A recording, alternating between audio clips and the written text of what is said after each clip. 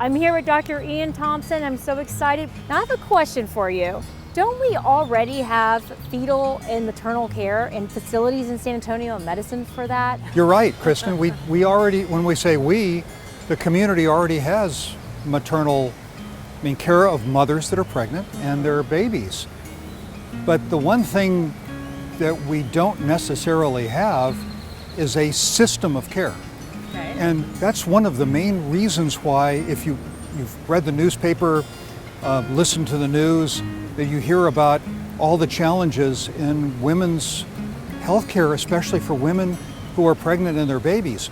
The United States doesn't do a very good job, and part of the reason for that is that we don't pay attention to the entire system of care.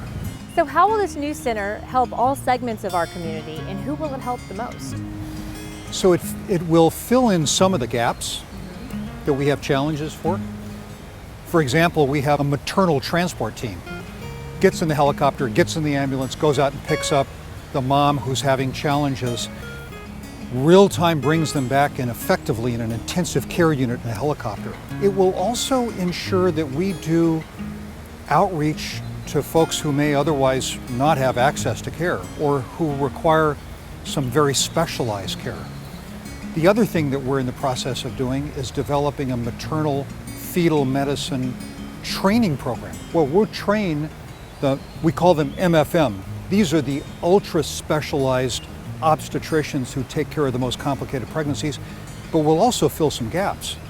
For example, mental health is a huge problem.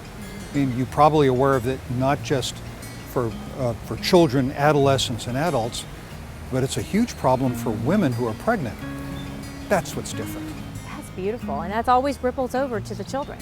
Oh, it does. So important. Because if you take care of moms well, they have a successful pregnancy, no complications, the babies do well.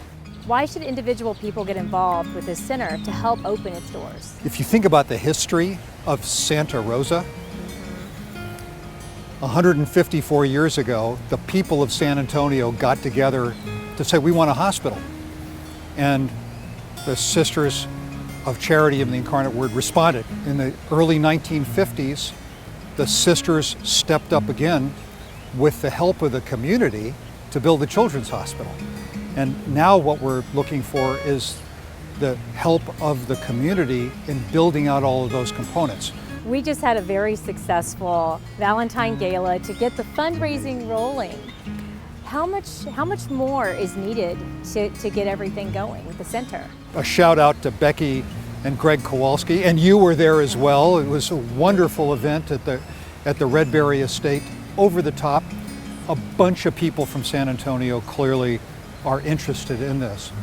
But the lift for this, the people, the facilities, the outreach, being able to provide care for those who may not have insurance, that need the help regardless of whether they can pay, which is the tradition of Santa Rosa. We are a faith-based nonprofit.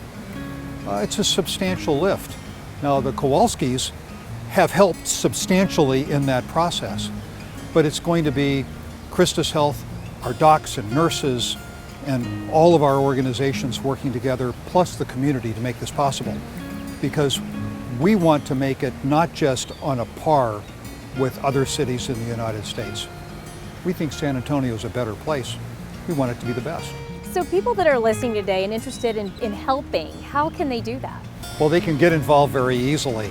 If you go to friendsfoundation.org, the website that you see on your screen, you can make a contribution. Any contribution, no matter what the size, will make a difference in the lives of mothers and babies in San Antonio. And after all, our children are our future. Absolutely, they are. Gosh, thank you so much for everything you're doing to spearhead this, and I have no doubt it will be absolutely outstanding, and we are very lucky to have you in San Antonio and everyone, all the doctors, nurses, and the Kowalskis. So absolutely. Thank you for everything. Kristin, and thank you for everything that you've done as well. At Mission Park and Mission Park Cares, we'd like to bring you more programming each and every week. Yes, just subscribe here or catch us every Sunday morning on Fox 29. And remember, at Mission Park, it's our mission to care.